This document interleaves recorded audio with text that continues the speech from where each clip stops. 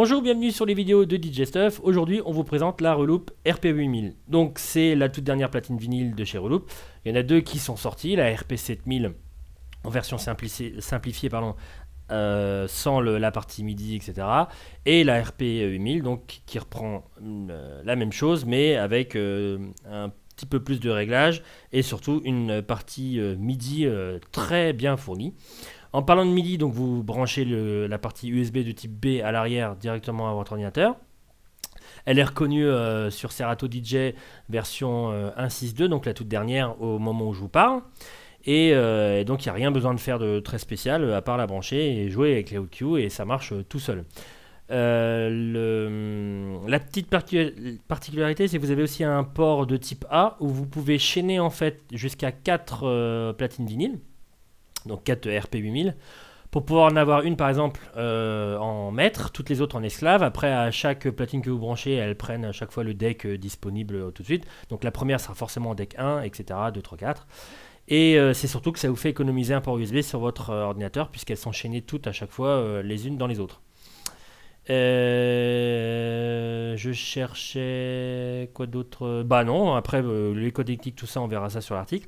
On va partir, je vais vous montrer toute la partie platine vinyle pure, donc comme si c'était un vinyle normal. Bon là on part sur du DVS, sur Serato DJ, mais on va imaginer que c'est un vinyle normal. Donc toutes les fonctions normales de la platine vinyle, et ensuite la partie MIDI. Alors, au niveau de la platine, donc bon, bah, Start Stop. Bien entendu, le couple va influer selon le réglage, enfin ici torque que vous allez faire. Donc si vous le mettez en en classique, vous revenez un petit peu moins que ce que peut proposer une Technics. Un petit peu moins, c'est un tout petit peu plus mou quand même. Parce que j'ai quand même, ouais, j'ai quasi autant de difficultés, voire même un peu moins de difficulté à l'arrêter. Bon, après si vous mettez en milieu ou en butée, voilà, ça confère vraiment au niveau du mix, puis pour les scratchers fous au niveau du scratch, des très bonnes sensations. Un start stop, donc je vais pas le mettre non plus hardcore, je vais le mettre juste ici pour qu'on puisse l'écouter. Vous avez la répétition sur le petit écran de la valeur de ce que vous programmez. Hop, le stop et le start.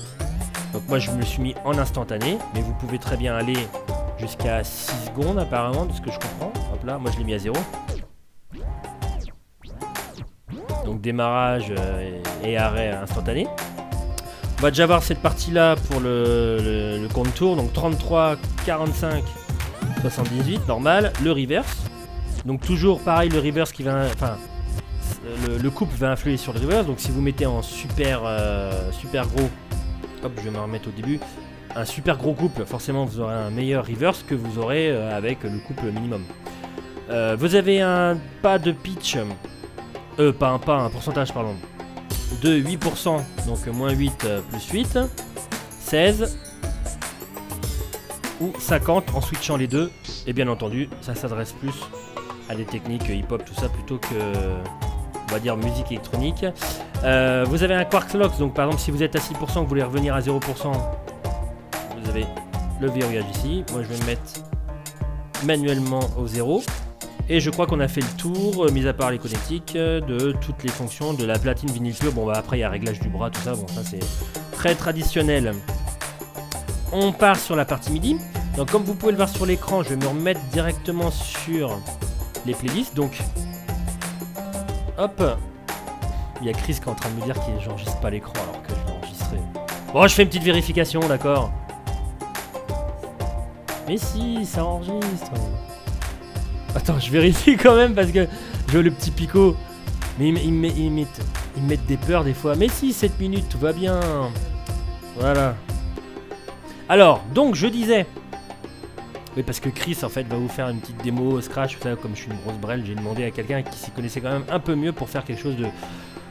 Pour au moins utiliser la platine d'une manière un peu plus compliquée que moi. Donc je suis dans les playlists. Si vous voulez aller directement dans les morceaux, vous pushez dessus, vous poussez le petit bouton et vous êtes dans les morceaux. Après si vous voulez revenir dans les playlists, vous faites un appui long, vous le tournez et voilà, vous revenez dans les playlists. Et ensuite, donc, dès qu'il y a un morceau qui vous convient, vous restez dessus, vous appuyez et ça le met sur le deck de la platine là où elle est branchée, bien entendu. Partie Q, loop, machin, donc vous avez sur la partie Hot Q 8 Hot Q disponibles, tout comme Serato DJ vous propose. Donc là j'ai enregistré celui-là, celui-là, celui-là, celui-là. Vous pouvez en enregistrer un autre simplement en appuyant sur le bouton. Et l'effacer en appuyant sur Q et le bouton concerné, ça l'efface. La partie loop vous fait des loops normales si vous ne faites pas un appuyant dessus, donc par exemple un temps. Vous pouvez rétrécir ou augmenter et ça va jusqu'à 32 temps en mode, donc elle fait 32, 16, 8, 4, 2, 1, 1 demi, 1 quart. Donc pour l'enclencher, vous appuyez dessus. Pour le désenclencher, vous rappuyez dessus. Et vous avez une partie roll avec un appui dessus. Donc quand vous appuyez sur loop, vous laissez appuyer.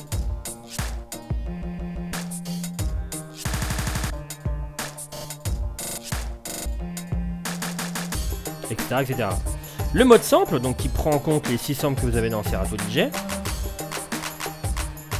Je vais pas vous faire un truc méchant. Et le mode user qui par défaut prend en compte le slicer de Serato DJ. Mais comme il est complètement paramétrable, vous pouvez bien mettre ce que vous voulez. C'est du contrôle MIDI, donc un bouton, reste un bouton MIDI. Je vais m'en mettre, hop, voilà, au début. Non, ça sera peut-être mieux ici. Voilà.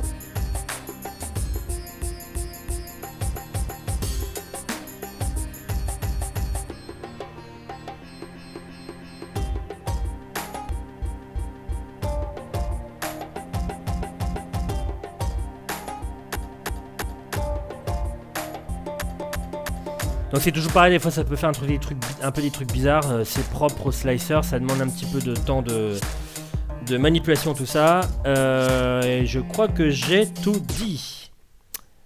À propos de la partie MIDI, donc j'ai dit qu'on pouvait chaîner les platines, tout ça, bah voilà. Les connectiques comme d'habitude, on les voit à la fin dans l'article, et je laisse Chris faire sa petite démonstration, et je reviens après pour vous dire un petit ciao.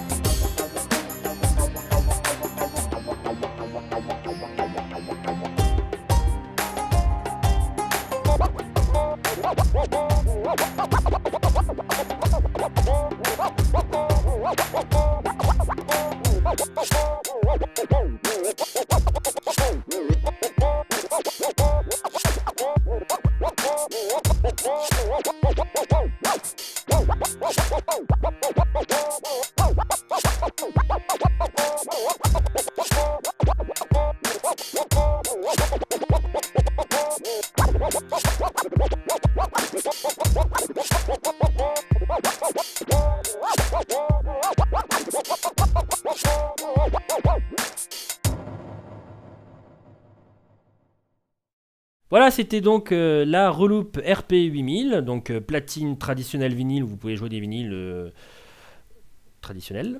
Et pouvoir faire aussi du DVS, donc tout ce qui est timecode, vous pouvez à la fois faire... alors donc, juste petite note quand même, parce qu'il y en a qui vont dire « Ah ouais, on la branche, on fait du timecode ». La partie... En fait, ça reste une platine vinyle normale. Vous pouvez jouer des vinyles normaux et des vinyles timecode. La partie DVS, c'est tout le temps avec un périphérique certifié. Donc SL2 3A4, là comme dans la vidéo, une DGM 900 SRT ou une Rain 64, enfin ce genre de truc. C'est-à-dire que la platine vinyle, vous la branchez sur Serato. Vous pouvez faire tourner le vinyle, ça fera rien du tout. Tout ce que vous pourrez faire, c'est des hot cues. C'est-à-dire que ça pourra vous servir de... Ben, on le voit là-haut, ouais, voilà. Un peu comme d'un contrôleur comme le Akai ici, voilà. Que Chris m'a gentiment prêté pour la vidéo. Donc ça vous servira, elle fera juste office de contrôleur MIDI. Donc vous pourrez basculer dans les playlists et puis faire des hot cues, etc. Mais en aucun cas, scratcher, etc. Ça fera rien en point de vue DVS.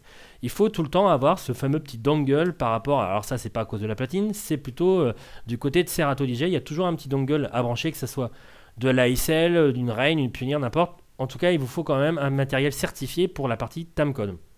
Voilà. Et ben j'ai tout dit. Je vous dis à très bientôt. N'hésitez pas à poser vos questions sur le matériel, soit en bas de l'article sur questions-réponses, tout ça, ou soit sur Facebook, surtout pas sur YouTube. Et je vous dis à très bientôt. Ciao, ciao.